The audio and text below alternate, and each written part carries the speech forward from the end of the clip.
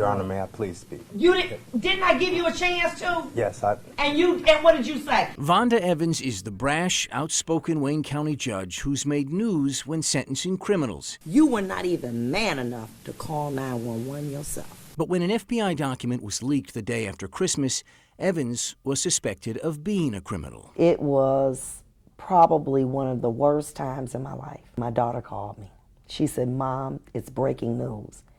They're saying that you're involved in public corruption." Along with more than a dozen others, Evans was identified as a target subject of the Fed's probe into towing contracts. They said she was caught on a wiretap, that there was reason to believe she had or would commit a crime. I don't approve contracts.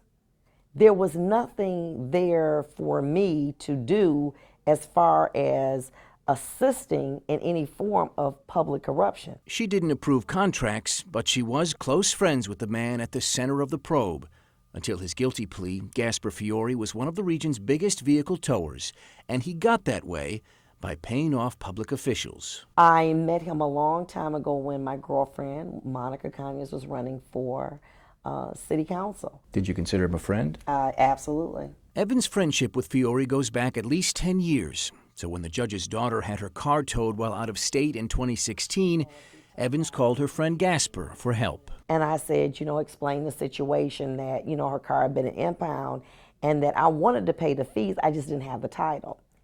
And his response to me was, "I don't know anyone in that state." Evans says that 3-minute phone call was the only reason her name ended up in that federal probe.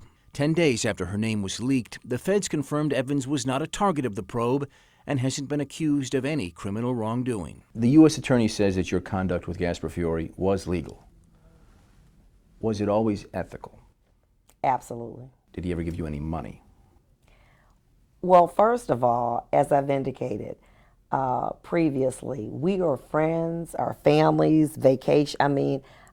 I can't even think of anything that he would have done. Oh, maybe for a campaign? Yeah, probably so during that time. He never gave you any gifts?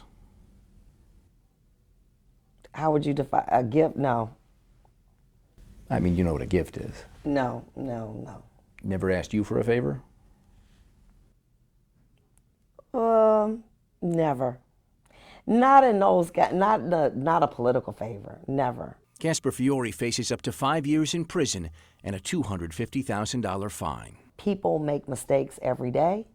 Some are more serious than others. But bribing a public official isn't a mistake. It's a pretty deliberate decision somebody makes. Well, first of all, I don't know the facts.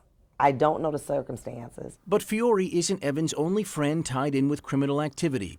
Her girlfriend, ex-city councilwoman Monica Conyers, spent 3 years in prison for accepting bribes.